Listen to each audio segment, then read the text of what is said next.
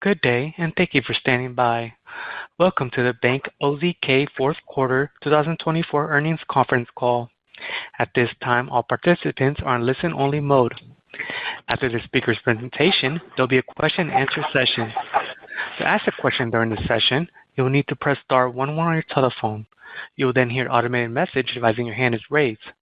To withdraw your question, please press star 11 again. Please be advised that today's conference is being recorded. I'll now hand the conference over to your first speaker today, Jay Staley, Managing Director of Investor Relations. Please go ahead.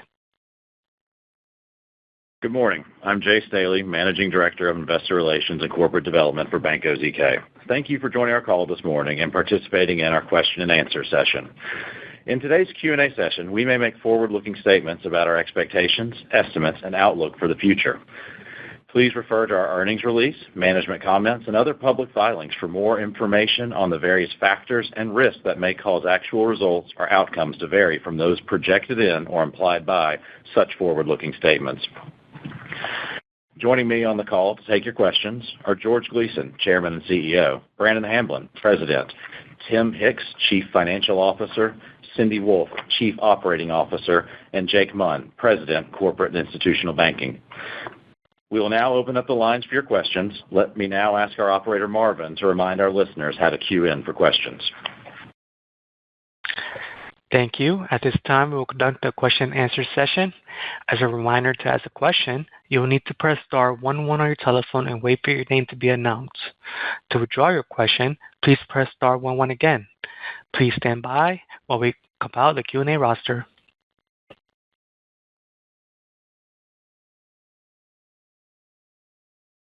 And our first question comes from the line of Stephen Scouten of Piper Sandler. Your line is now open. Yeah, good morning, everyone. So I wanted to talk a little bit about growth trends and kind of how you guys are thinking about the results of the handoff kind of more to the CIB and Marine and RV and the growth diversification kind of plan. It feels like you guys are a little bit ahead of schedule, at least as I was kind of thinking about it. And as I look at figures 3 and 4, it looks like the trends in CIB in particular are pretty good. So I just wondered if you could talk more about that. And I know your growth kind of guidance for 25 is the same as it was last quarter. But just kind of how you're feeling and how you think those trends could play out through the next couple of years as you continue to build out those teams. Hi, Stephen. Thanks for the question. I will tell you that, we're pretty much on plan and in line with where we had hoped we would be. With that intro and that very executive summary, let me ask Jake Munn to comment on the CIB group that's probably going to be the largest contributor to our growth in 2025 and 2026. So, Jake, talk about that. Stephen, good to hear from you. And, George, I appreciate that. CIB really took off this last quarter. It wasn't necessarily a surprise to us by any means. We're happy with the results that came through. But, 2024 for CIB was really laying the foundation, getting the policy procedures, the underwriting templates, really our portfolio management operations foundation in place to start to really build and scale CIB as a whole across all those various originating business units. And so we were successful in doing so, partnering with our credit and risk partners and getting everything up and running. With that, we saw some great originations in fourth quarter. We had a number of strong deals that actually slipped into first quarter that we're excited about here on the horizon as well. But we view this as being relatively on target for what we were planning, and we're excited about the future, and we're optimistic about continued growth across those respective CIB business lines. We've got plans next year to really, look out into the market and continue to grow. We're well-positioned in our existing footprint from Arkansas and Texas to Florida and Georgia and the Carolinas. We view the bank's true footprint to be home to a myriad of strong manufacturing and distribution and industrial banking opportunities, driven really by a growing workforce there and favorable economic and pro-business tailwinds.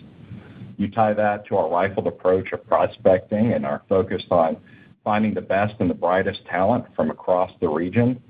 We feel very optimistic going into 2025 about continued growth across the CIB. George, Brannon, anything to add there? I think you covered it well. Brandon, you have any comments?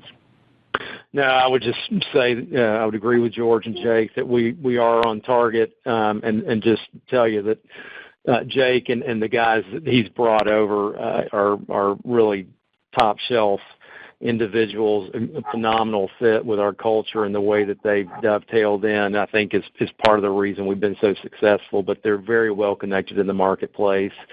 The bank has been very focused on adding all the top talent that we can.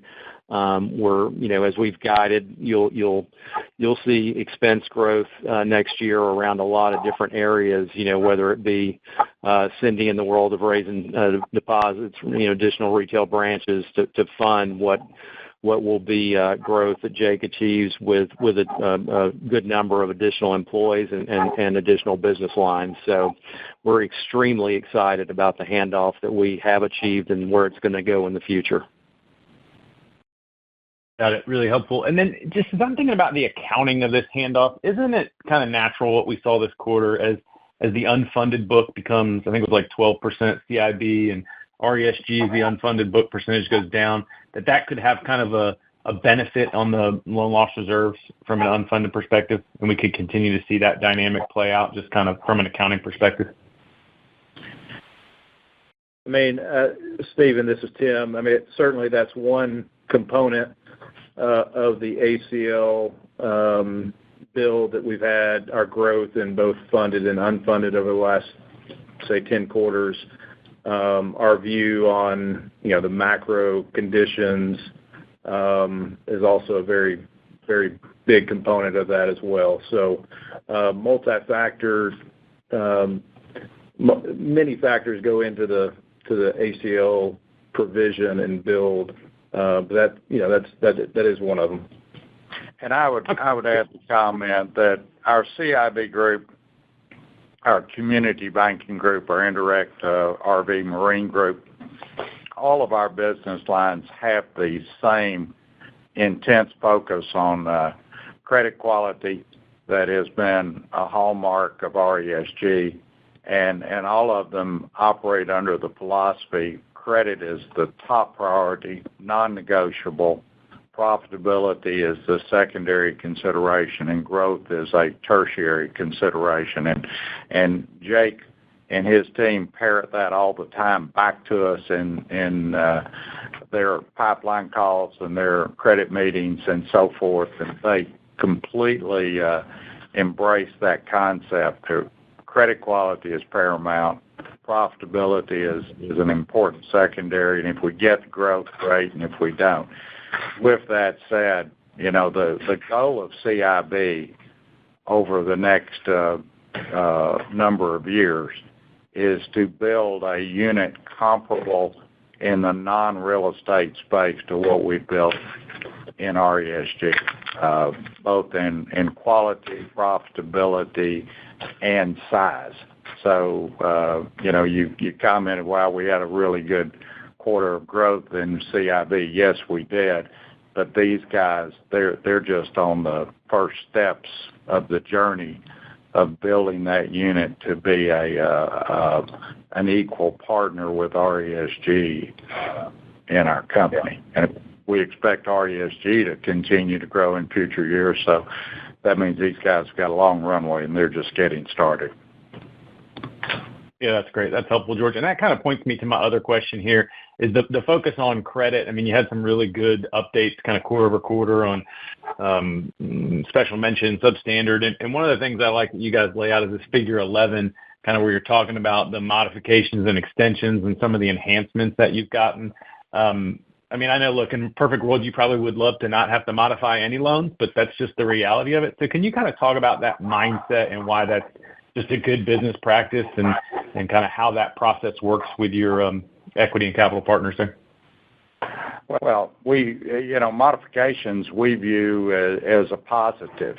If you're modifying the loan, you're collecting fees. We're not modifying the loans in a negative sense, in that we're not lowering spreads, we're not advancing additional credit, we're not expanding our commitments, we're not lowering our floors. we don't do any of those negative things that are concessions to customers. Our modifications are the customers replenish reserves. The customers make a pay down if we believe that's absolutely essential to the loan. The customers pay a fee for those modifications. So we view modifications as a positive thing, not a negative thing. And you can see in the little tables that accompany that, we had some significant unscheduled pay downs in Q4, $52 million plus in connection with modifications. We reduced $41.8 million in unfunded commitments, collected $8.4 million in fees. Some of those fees were on short-term modifications that went straight to income. Some of those fees were on 1 year or longer modifications that are deferred over the life of the loan. We collected $38.8 million of additional reserves, all that on 58 modifications.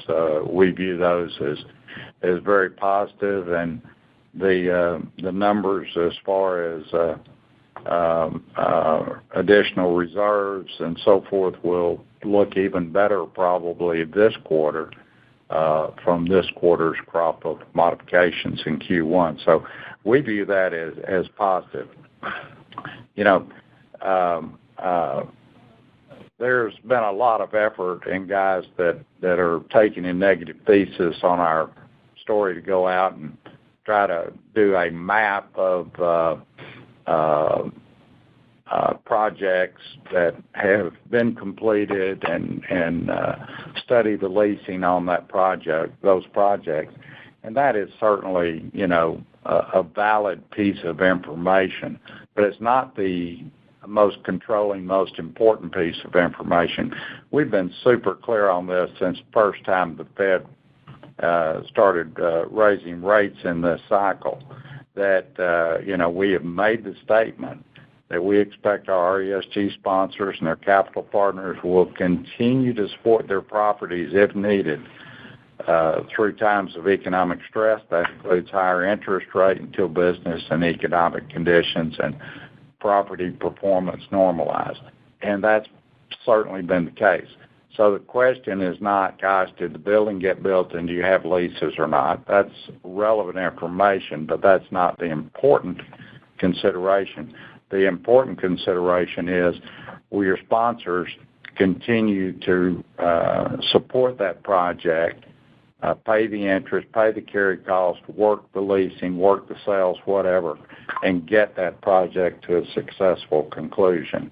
And, we just had hundreds of examples of that in the portfolio, and a relative handful of examples where the customers have not done that. So we're very happy with the performance of our portfolio. We continue to expect in the vast majority of credits the sponsor is going to do what they need to do to get to a successful outcome. And our business model is designed to make that happen. The low leverage, and we've reappraised the vast majority of the portfolio now in the current interest rate or higher interest rate environment. So we've taken into account higher cap rates and so forth. And some folks make a big deal out of the fact that, wow, our loan to values on a lot of those loans when we reappraise them have gone up. Yes, but like a comment was made, our life science portfolio went up 10% or something. Well, it went from 45% loan to value to 55% loan to value. Big deal. That's why we do these low leverage loans, is we allow for adverse scenarios to occur that could affect valuations and us still be super deep in the money, super well covered by the value of the collateral. And that fact that we're deep in the money means that the sponsor and their capital partners are still well in the money, and they're going to continue to defend these assets. It's a very simple element that if you apply it with discipline has a very beneficial effect for the portfolio. And we're continue to see the benefits of that strategy. Our strategy is certainly proven out in this cycle. Yeah, that's great color, George. Thanks so much, and congrats to you and the team on a great 2024. Appreciate it. Thank you. Thank you. One moment for our next question.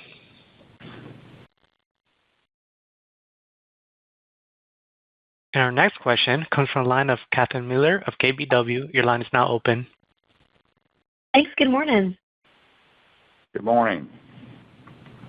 So as we think about the current rate environment, I mean, clearly, George, less rate cuts is better for you in terms of the margin and potentially less pay downs. And I think you just answered the question on what the incremental credit risk is. It still feels like you feel really comfortable with that even in kind of a higher rate environment. But can you maybe comment a little bit on that, on just what higher rates could mean for credit risk? And then secondly is just on some new origination volume. If we don't get any more rate cuts this year, how you think that might impact origination volume at RESG and then some of your new initiatives at CIB? Okay. Well, Jake, let's take those in reverse order. If we don't get any more rate cuts, what does that do to CIB's volume? The beauty of the position that we're in, Catherine, it's a good question, is that we are absorbing and cherry-picking new clients in the current environment. So we don't necessarily have a large amount of baggage or what have you from clients that haven't gone through the ups and downs of the current market environment. And so as we look out and we start to cherry-pick and move forward across ABLG and CBSF and the FCS and our fund finance groups and other potential expansion groups that we're toying with, overall, from an impact on the interest rate, we believe we'll be in a good position there. Pricing we're getting across the board still remains pretty good from a spread standpoint. Our CBSF group, which is our fastest growing group, continues to kind of carry the flag with the best spread across those business units too. So we feel like we're in a pretty good position. George, any thoughts there? Brandon, you want to talk about what no cuts or higher rates does for RESG's volume? Sure, Catherine. Happy to answer the question. So, from where we stand today, and we noted that in the environment we are in, we are cautiously optimistic that we can achieve a higher or more typical level of originations in 2024. You've noted that our mindset's been around 0 to 2 cuts during the year, but if they stick where they are, what we're seeing is even with the 2 that we've had in September and December, an increase in the deal flow. So our guys have done a great job staying in touch with the market and watching what deals are out there and staying in touch with the developers. And what they're seeing is the incremental benefit that they're getting from the recent cuts. And really beyond that, I mean, these high rates have halted or provided substantial headwinds to deal flow. That flows down into the other inputs of the process, land being one of them, and we're starting to see those valuations push down. So one of the inputs in the project is at a more attractive place. So you get incremental impact or benefit from declining land values, get benefit from interest rates being off a little bit. And we've seen that start to induce more of the deals coming off the shelf and moving forward. So, we're seeing the market adjust to what could be, as we all know, a longer-term elevated rate environment. Cap rates are adjusting. We're seeing valuations bottom out and come back up. So we obviously love the benefit to our bottom line, to the revenue we generate on these loans that we have on book in a flat to up environment. But we think the market is adjusting to, I don't know if this is a new normal, but if it is, we think we could still see strong deal flow. Now, again, if it's massive moves up, that could change the needle. But we are seeing an adjustment that would tell us that even where we are, we're going to see more volume in the pipeline for RESG. We certainly in the quarter just ended, saw improved volume. We saw improved conversion in terms of our guys getting executed term sheets. So going into the year here, we've got a good pipeline for the quarter. Still have to close them, but we come into the year with that thought that even if things sort of stick where they are, we ought to be able to improve over last year. Catherine, let me provide one other comment, and Brandon, correct me if I'm wrong, but I think our RESG originations in the fourth quarter were our lowest originations in 27 quarters. So you named it.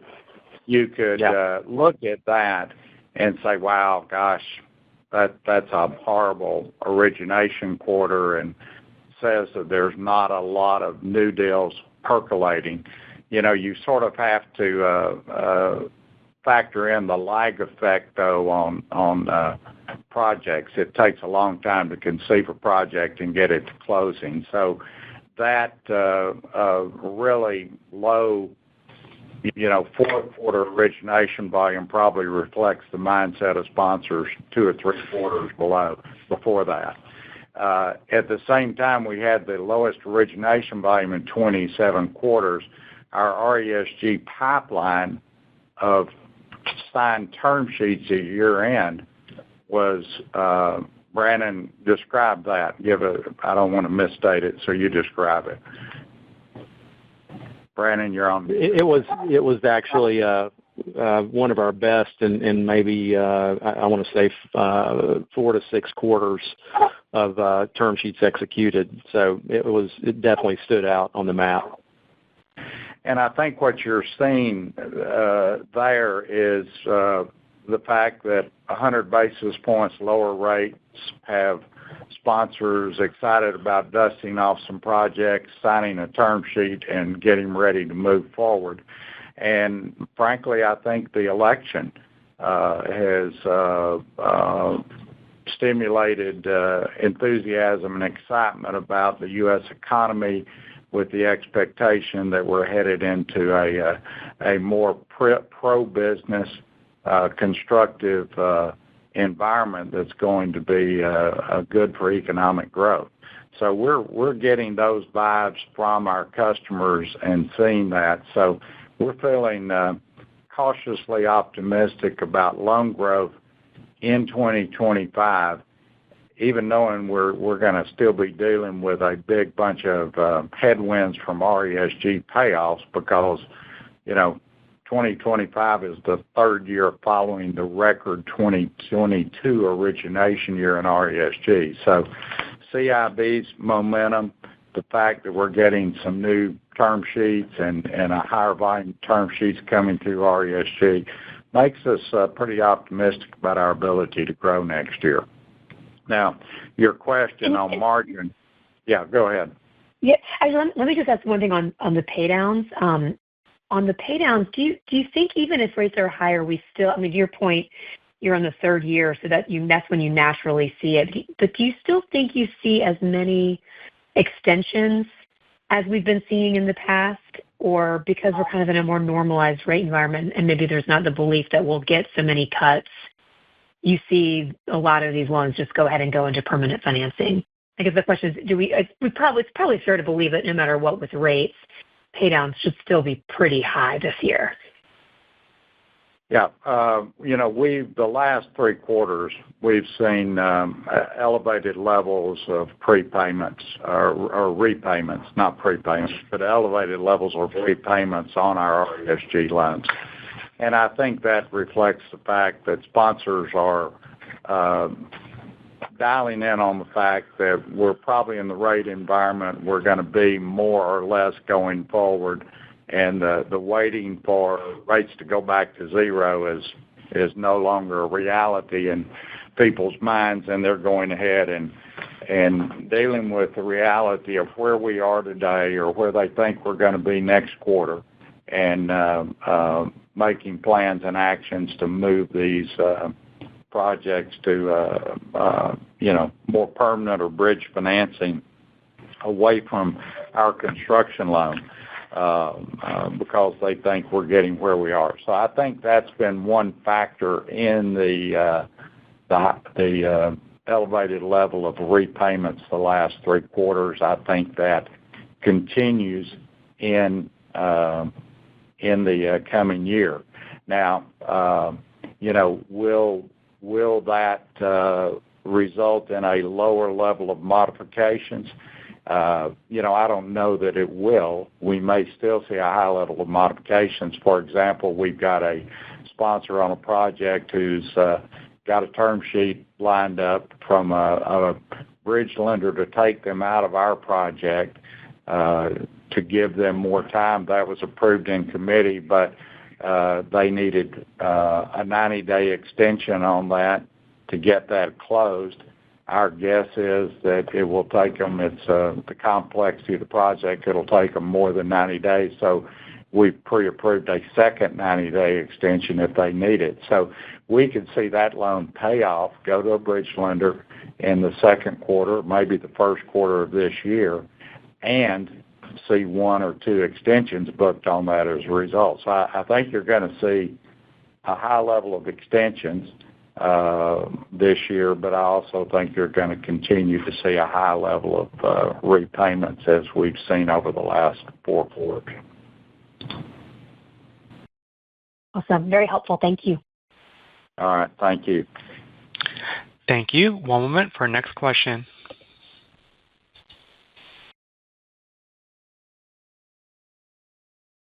And our next question comes from the line of Manan Gosalia of Morgan Stanley. Your line is now open. Hi, good morning, all. Good morning.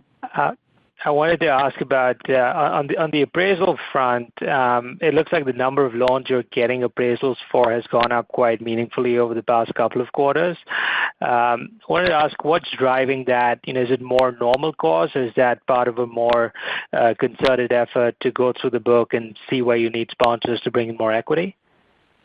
It really, I think, is a reflection of the fact that, there's been a lot of questions, gosh, as you reappraise the portfolio, what are those appraisals going to look like? We have pretty good ideas on that ourselves, so we're not as concerned about that as perhaps some of the folks sitting in your chair or your investors' chairs are.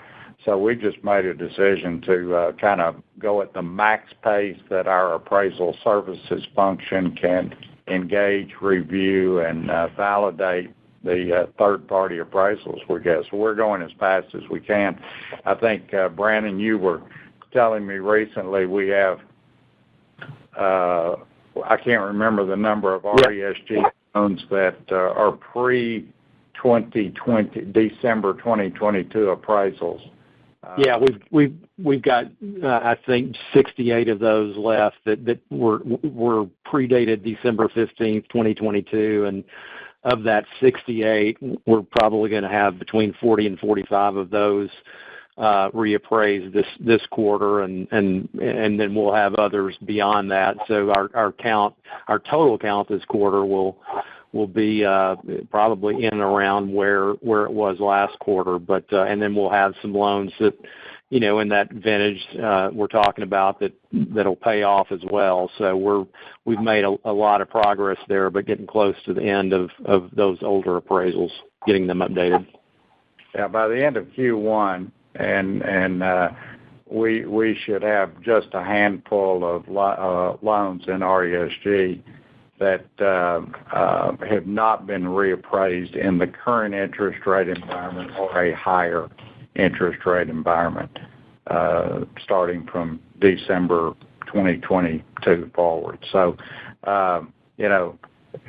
we're not terribly concerned about these reappraisals. I mean, we know that a property is probably going to appraise in many cases for a little higher loan to value, a little lower valuation than it did 3 years ago. We all know where cap rates have gone and time periods to stabilize. So that has an impact on appraised values, and we're seeing that. But we wanted to get the essentially the full portfolio reappraised as quickly as we could so that everyone that's interested in our numbers would understand where those numbers are. What we're really proud about and expected to occur is even though we've reappraised 80 or 90-something% of the portfolio, our loan-to-value in the last year on the portfolio only went from 43 to 44%. Now, lots made, oh gosh, you had a few loans that went up 20 or 30% loan-to-value or more, and you had a bunch that went up 10% loan-to-value or more. But our portfolio, at the portfolio level, and I'm managing a portfolio, our weighted average loan-to-value is 44%. And that reflects the fact that even though, as we're reappraising, a majority of the appraisals are showing a higher loan-to-value, the new product that we are originating is below average loan-to-value, so new originations are working that down. And we continue to get a lot of pay downs on previous loans, both at modifications and subsequent to modifications. We're getting some very accretive partial releases on projects where,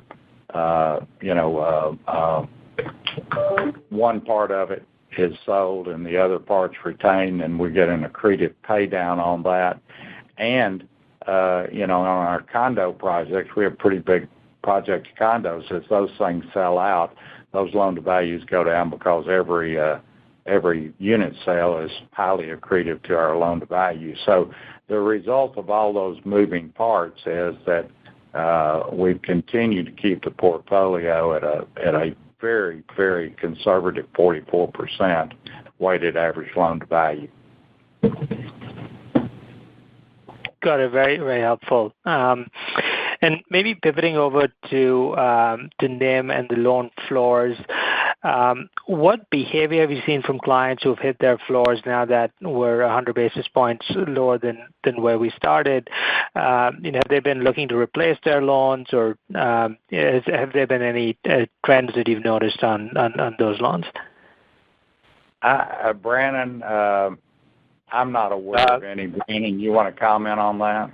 No, the only trend I can positively identify is they pay their debt service. But, in all seriousness, there really hasn't been. I mean, look, the other trend is in these modifications, we've noted that we haven't lowered any of those floors. We've increased quite a number of those floors. It's a heavily negotiated item, both on the front end of deals we're closing and the mods that we're negotiating. But our guys do a great job there, and the evidence of that's very clear in our report.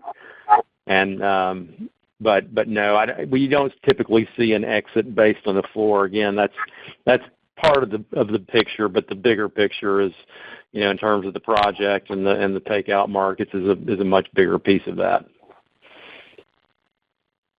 So as we think about loan yields from here, I think there's been about a 60% beta on loan yields so far, and I think part of that is also just coming from the loan mix changing. So now as more loans hit their floors, is it fair to expect that the loan yield betas on the downside will be slower from here? Or just how should we think about that from here? That's a good question. I would point you to figure 27 in our management comments. 14% of our loans were at their floor rate. 14% of our variable rate loans were at their floor rate at December 31.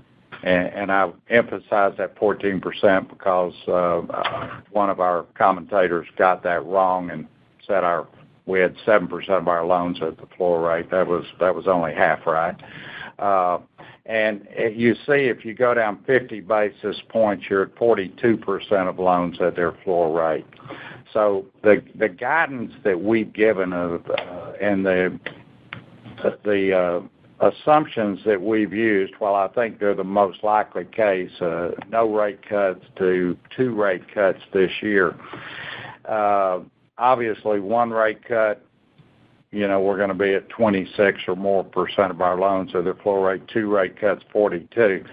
So if we had 3 or 4 or 5 rate cuts, once you get into that 40s, your loan beta really slows down. Our deposit beta is going to, of course, continue to speed up if we pre-price loans. So both our provision expense would benefit from 3 or 4 or 5 cuts, and our NIM would have a significant expansion opportunity from 3 or 4 or 5 or 6 cuts, because we would benefit from those floor rates kicking in. And as Brandon said, we don't get paid off usually because of floor rates. That's a rare issue. It's negotiated. Customers know it. They hit the floor. They live with it because that was part of the deal. The flip side of that is if we went higher, our variable rate loan portfolio would generate significantly more net interest income. We would give back part of that with higher provision expense because of the elevated stress that a rising rate environment would put on our customers. So the guidance we've given and the assumptions we've made are actually the worst case scenario. 0 rate cuts to 50 basis points in rate cuts this year is the worst case scenario for us, and yet we're coming out with some pretty darn good results, even in that worst case scenario. So more rate cuts is better. Rate increases net are better, even though our higher margins would be partially given back by higher provision expense. But the worst case scenario is where we are, which is 0 to 50 basis points. So we've given you guidance based on that. Great. Thank you. Thank you. One moment for our next question.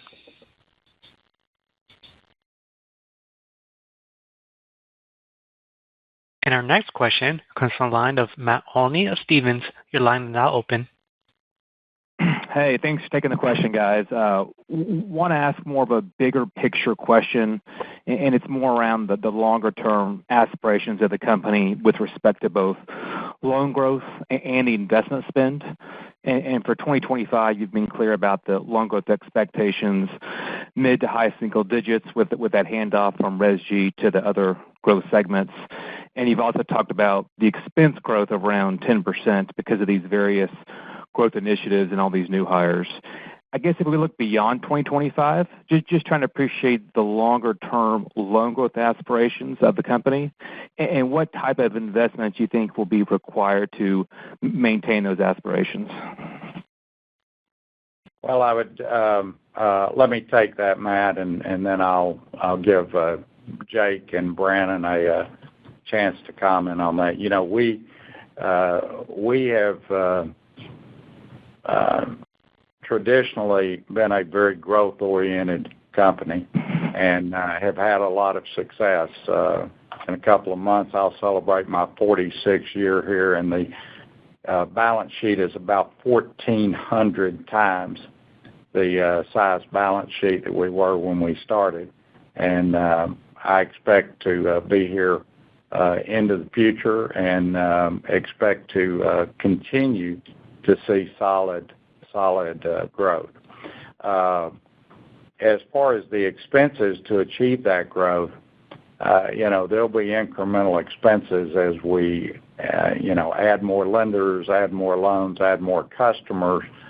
But I think we have incurred a huge amount of the expense this year and last year to achieve some really important growth elements for us.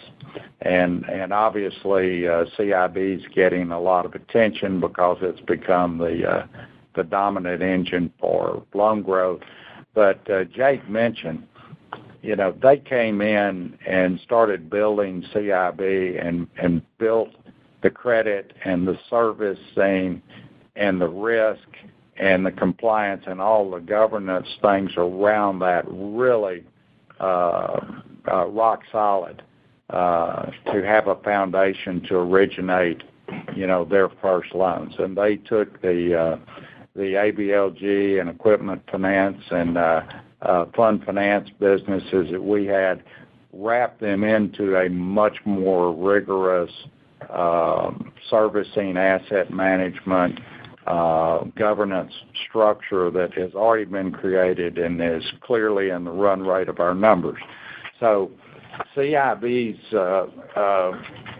growth going forward, which I think it will rival RESG in future years, whether that's 3 or 5 or 7 years, who knows? But I think it will be in 5 to 10 years as big a part of our company as RESG.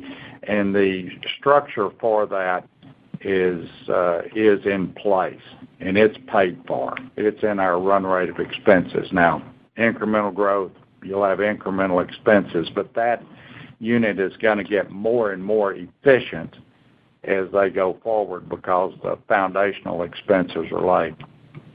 Same thing with our mortgage division. We've been losing money in mortgage all year long in 2024 as we built that and ramped it up. But it's been built right. That infrastructure is there.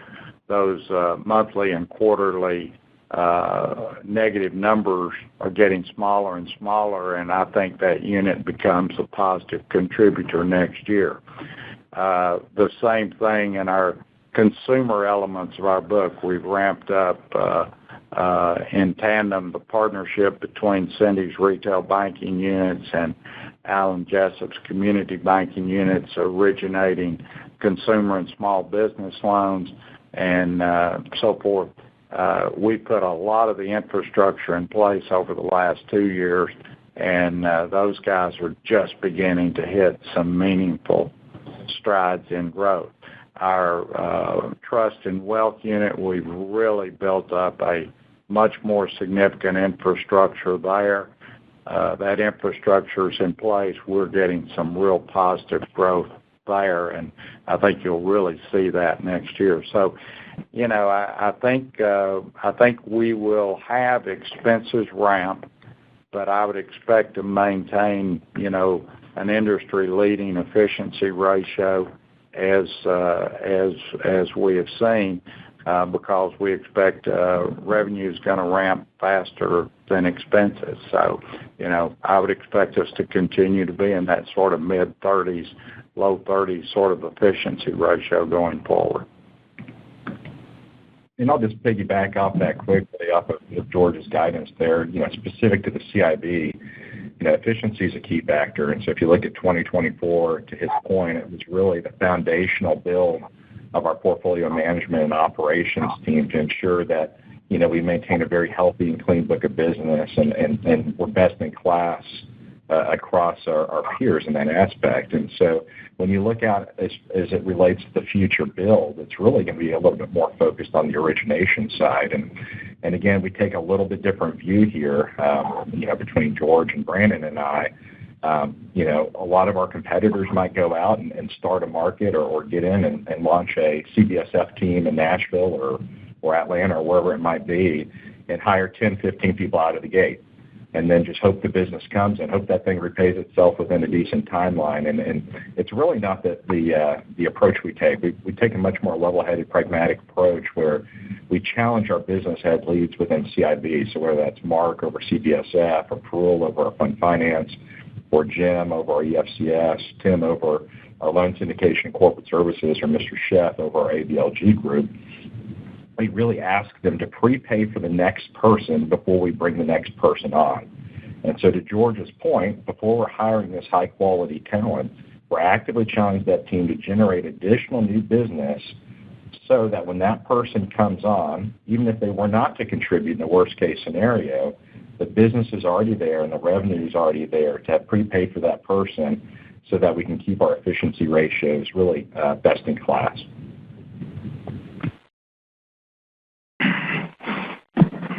Okay, thanks for the commentary. Very comprehensive.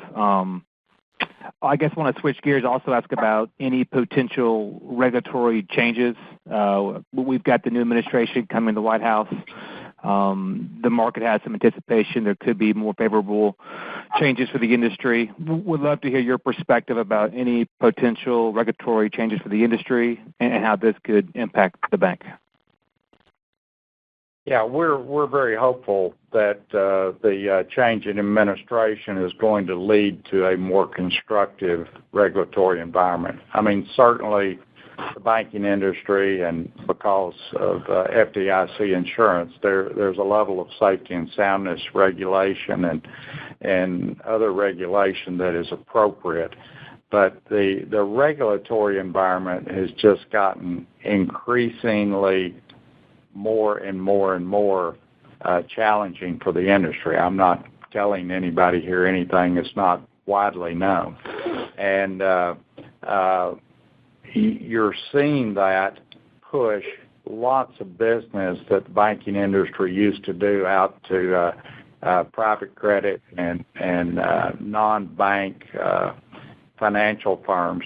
And there's a lot of risk to the economy and to consumers and business customers with that private credit and non-bank financial firms. So I think what we would hope to see, what we do hope to see, is a right sizing of regulatory restraint on the industry, which lets more and more of the credit needs of the country being met by the banking industry as opposed to non-regulated, non-controlled sources of credit that I think pose a lot more risk to the economy and customers.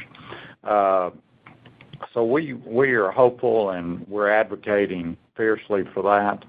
And to the people we're advocating that to, that seems to be being met with a very favorable response.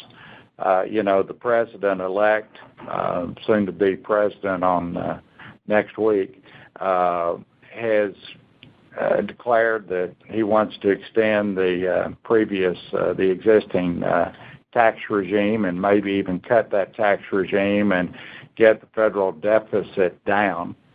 To achieve that combination of lower taxes and a reduced deficit, the U.S. economy has got to grow. And I don't think the president, the administration incoming, are going to be able to achieve the needed growth in the U.S. economy without removing the unnecessary regulatory burdens on the U.S. banking industry. The industry has the capital and has the skill and the ability to contribute to this next golden age of American economic growth, as it's being called. But the industry's got to be unfettered from the excesses of regulation. And we're making that point repeatedly to people in Washington. And again, I think that's being well received. So it's a big job.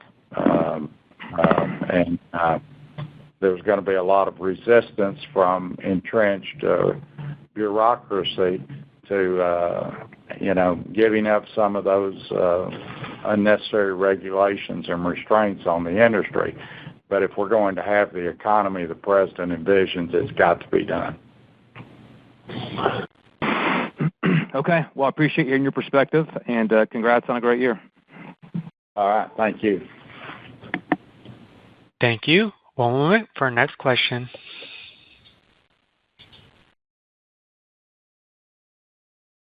And our next question comes from the line of Nick Holowko of UBS. Your line is now open. Hi, good morning. Good morning. Thanks for all the updates this morning.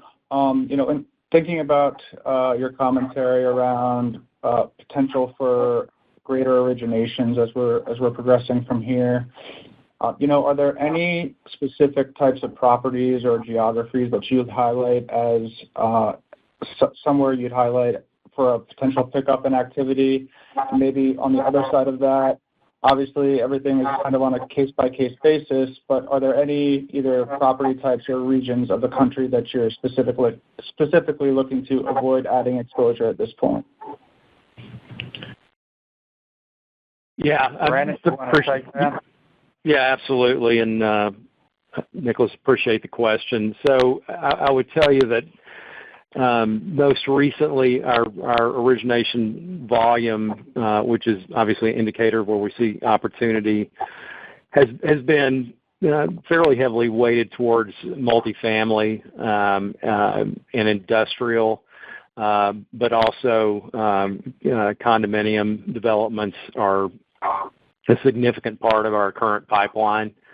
A lot of that it has some regional emphasis as well. Our highest geographic concentration continues to be in Miami, and the team there. I mean, obviously, the economic activity in that realm of the world has been phenomenal. The in-migration driving demand.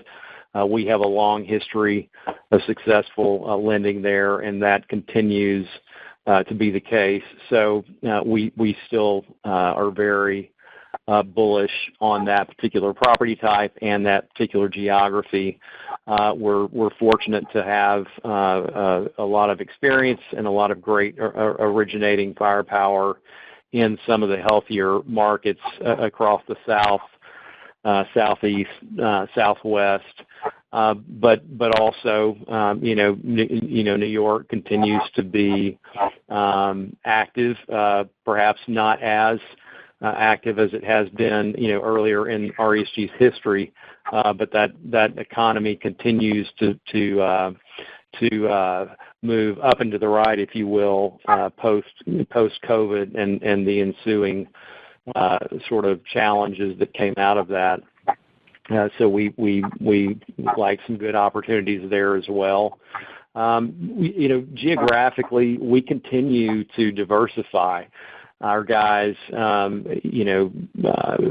focus on the more household name markets, but some of the others that don't get mentioned as much. And if you refer to our geographic diversity figure 14.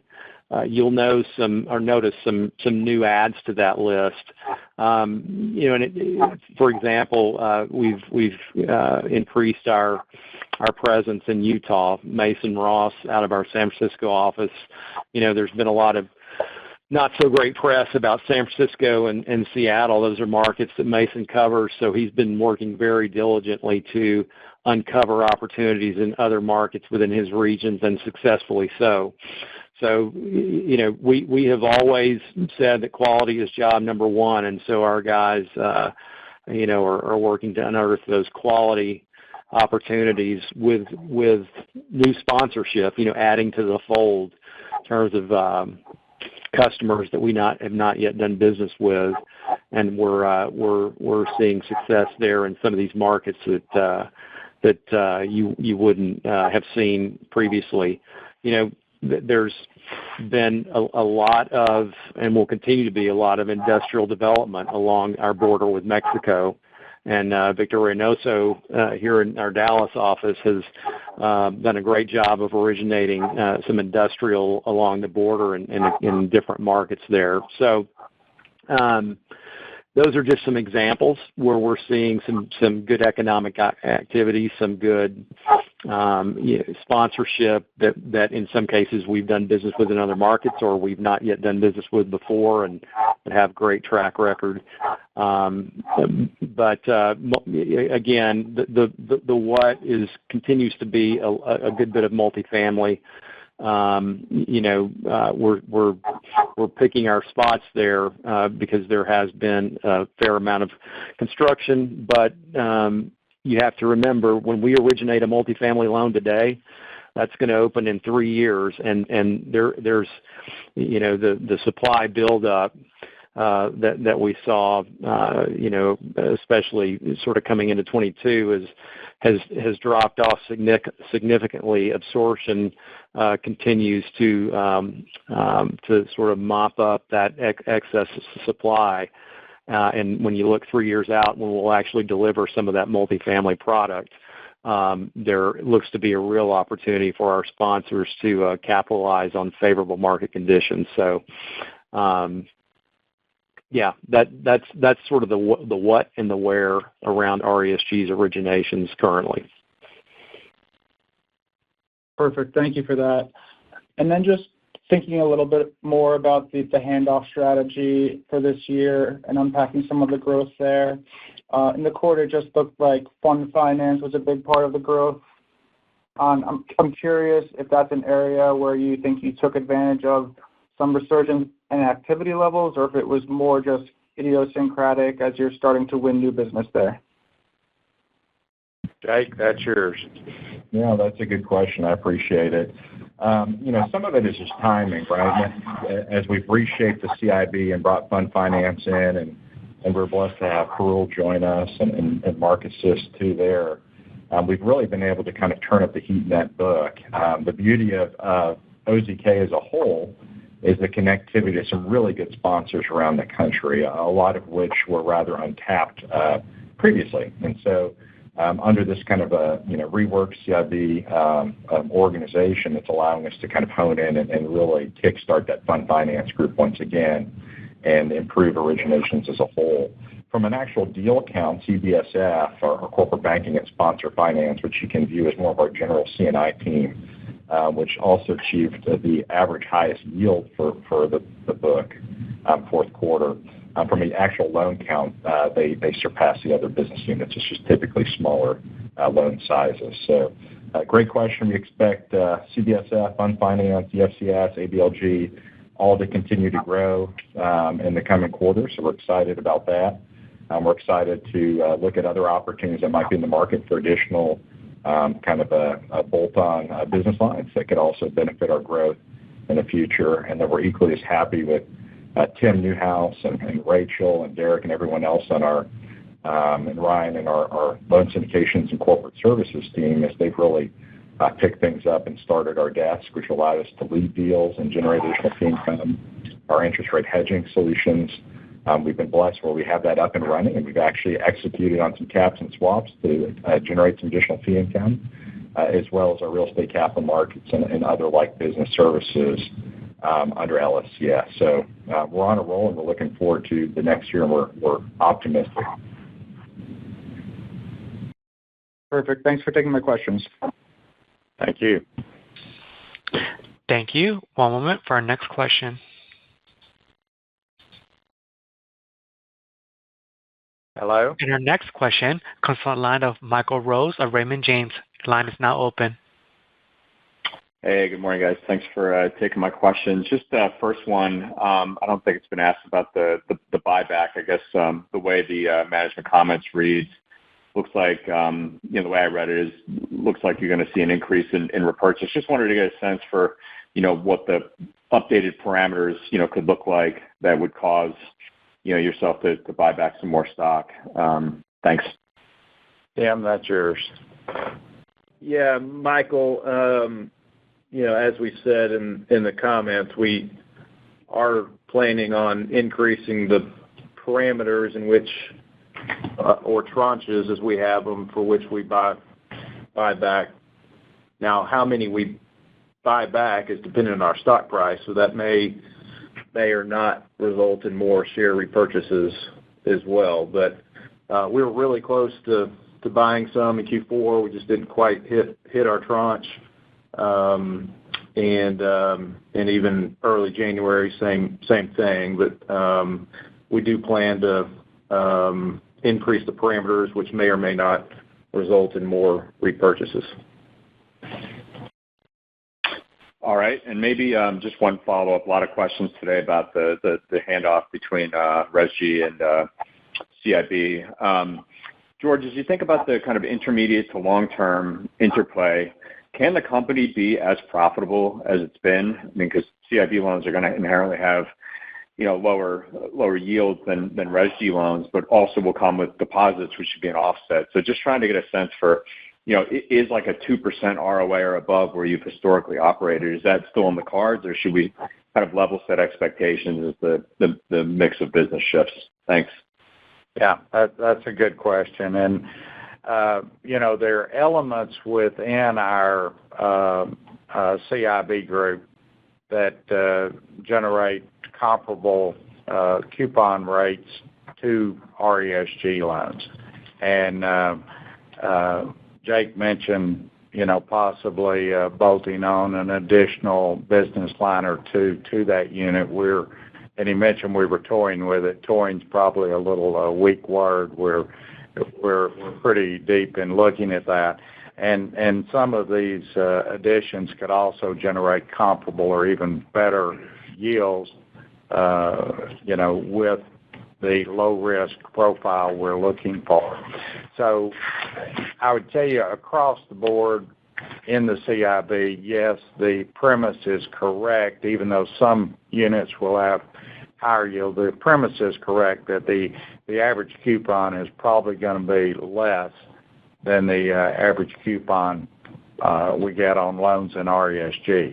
But we do get treasury management fees and collateral inspection fees and unused fees and various other fee elements, both loan and treasury function related fees that will come from the CIB portfolio, and we will get a higher volume of deposits as a percent of loans coming from that. So I think when you factor all that in, the overall return on assets, return on equity is pretty comparable. And, we hold extra capital today because of our CRE concentration. As CIB grows and RESG grows but becomes less of a concentrated part of our balance sheet than it is today, over time we can begin to work those capital ratios to a little more typical for the industry sort of capital ratio level, and that should actually allow us to maintain or even enhance our return on equity as a result of of CIB diluting the concentration of RESG. So I think that ROA, not too much difference. I think in the short run, not too much difference in ROE, but as we get 2, 3, 5 years out and can be more efficient with our capital allocations because of the diversity of our balance sheet, I think it will actually improve our ROE. That's the working premise in any event. Got it. Maybe just one quick follow-up, just as it relates to kind of what a typical CIB credit looks like, in terms of size. Because when you started out in RESG, right, you were doing, smaller loans, and you eventually scaled up, and now you're doing the largest, some of the largest construction projects in the country. Is that a similar goal with CIB? Because as you would get larger in CIB, though, the coupon would inherently be less, and I think we see that with kind of large corporate lending versus small and mid-sized corporate lending. Thanks. Well, I would say no, but I'm going to let Jake give you the real color on that. So, Jake, to talk about what you think our loan size diversification profile within CIB will be. Yeah, no, that and it's a great question too. As a whole, our loans are going to be, noticeably smaller than RESG on the average. On average, if you look at fourth quarter, average loan size varied between, call it $30 and $60 million on the CIB side versus RESG, which can be a little bit more sizable.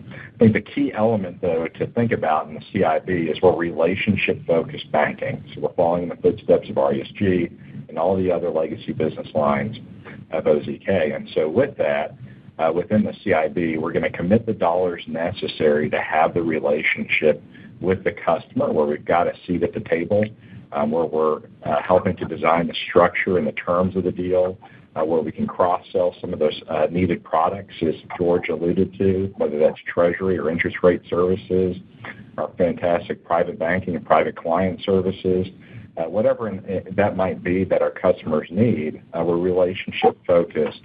And so that dollar amount per deal is really going to depend on that. And so if you look at the broader book, 95+% of our deals are going to be a single lender. They're going to be two bank club deals with 100% voting rights and direct access to management.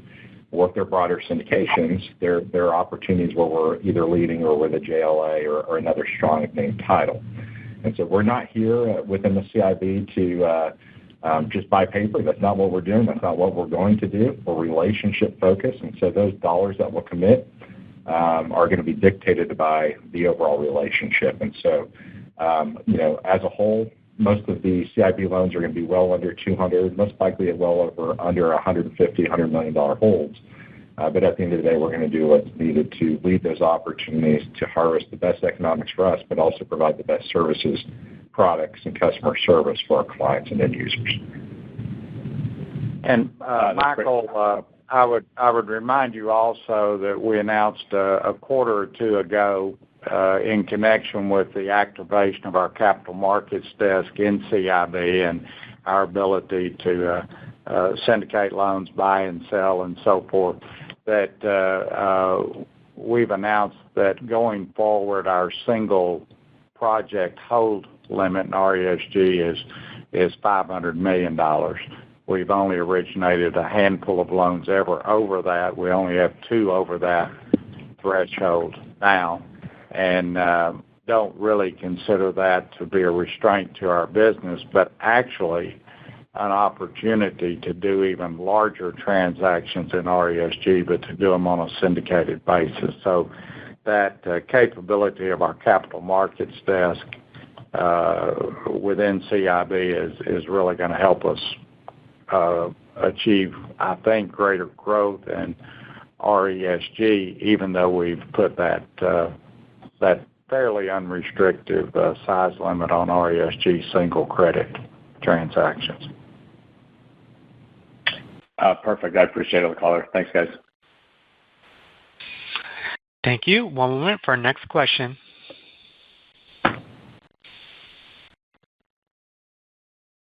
Our next question comes from the line of Brian Martin of Janney. Your line is now open. Hey, good morning, everyone. Good morning, Brian. Hey, most of my things have been answered, George. Just maybe a couple minor things. Just your comments about the yields within, the RESG and the CIB group. This quarter, can you give any commentary on just now that we've got a nice quarter under our belt, just kind of what between the yield difference between those two this quarter? I know it's general given all the different types, particularly in both units, but just any kind of commentary and just how to think about what those yields look like this quarter. Yeah, Brian, I would tell you that I'm not going to get specific in the numbers there, and honestly, I don't have those weighted average origination yields for each portfolio in front of me. But it's been consistent with our commentary. CIB's been a little lower spread than RESG, but augmented with various fees and deposit opportunities. So, I think that general direction has certainly been borne out in the most recent quarter's results. Gotcha. Okay, and then should we expect any, lumpiness, if you will, within, the CIB group as you kind of look forward? I mean, should it be pretty consistent by quarter? Is there lumpiness we should expect as, with the different business units within CIB?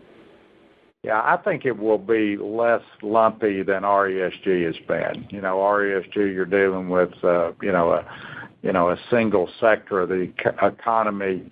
CIB's dealing with multiple teams working across multiple sectors of the economy. And in RESG, you've got a bigger average deal size, as Jake did a good job of describing, probably by a multiple of 2 versus CIB. So the smaller deal size, the more significant number of originations that probably, we'll have more originations in CIB than RESG, I would think, in time as they get their full momentum going. So all of that, I think, leads to less lumpiness and more kind of things leveling and averaging out with the CIB portfolio. Gotcha. Okay. And then just the other last two for me were just the opportunities on the fee income side. Can you give any? I mean, it looks like the fees have kind of stepped up a little bit here the last couple quarters. Just should we be thinking about continued gradual ramp as you get more traction on the CIB group and kind of the initiatives there, and as we think into 25? Yeah, that's certainly our hope and expectation. And as Jake sort of alluded to, he didn't say it this way, but I think you can draw the conclusion from his comments that those guys are just getting started. And so, yeah, I would expect the fee elements from that to steadily ramp up, at a slow rate, but steadily climbing as they grow their business. Gotcha. Okay, and then the last one, I don't know if anyone asked the Oreo property and just kind of the delay there. Can you give any commentary on how you're thinking about that? Is it likely just go back to remarketing at this point, or is there still hope that the purchaser is back? Our prospective buyer on that property has paid us $6 million in either fees or non-refundable earnest money that now we've captured when we canceled that contract and applied after the end of the quarter. We applied to capture that $3 million of non-refundable money and applied it to the loan. This sponsor's a busy guy.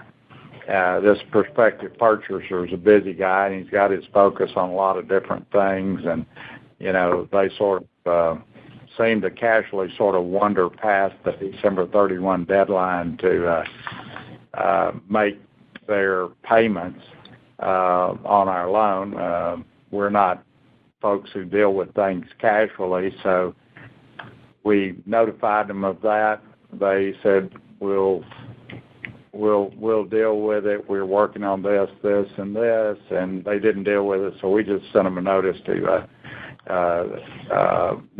the title company to close the escrow and send us the earnest money. We're continuing to have discussions with them about reinstating that contract. We're open to that. We're obviously going to get equal or better economics than we had, and they're going to have to demonstrate to us they're going to be respectful and serious about the timelines and the obligations they're taking on if they do that. If that happens, that's fine. If it doesn't, we'll remarket the property. Too soon to know exactly which way that's going to go. Yeah. Okay. Understood. Thanks for taking the questions, and congrats on a great year. Thank you so much. Appreciate it. Thank you. This concludes our question and answer session. I'll now turn it back to George Gleason for closing remarks. Let me close with one closing remark. As we noted at the end of our management comments, next quarter we're going to change the time of our quarterly earnings call so that it is outside of market trading hours. We think, as we get to be a bigger company and have more shareholders and so forth, we just think we probably need to get the call outside of trading hours. So we're going to do that. We're telling you about it now so no one reads anything into that for next quarter. That's going to become our regular normal time to be outside of trading hours, and we'll announce the details of that when we announce the earnings call and time to release earnings next quarter. Thank you so much. Have a great day. Thanks for joining today's call. That concludes our call. Thank you for your participation in today's conference. This does conclude the program. You may now disconnect.